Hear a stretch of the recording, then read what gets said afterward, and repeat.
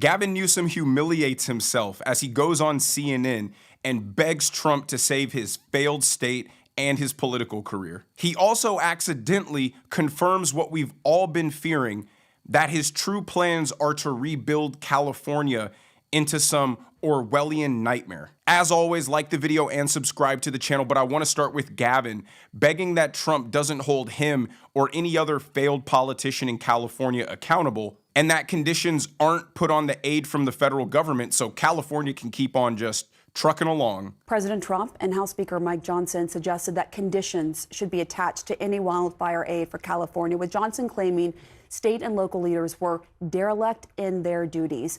Was that discussed during your meetings, and where does that stand, if so, with getting aid in exchange for conditions being met? It wasn't discussed, and I hope we can move beyond that. Look, I understand the foundational conditions. I think that exists with most things that Congress does in the relationship between states. The states' relationships with cities, there's conditions attached. But some of the conditions that were being bandied about just seem to be, for me, a little bit of noise, a little bit political. At the end of the day, we're all in this together.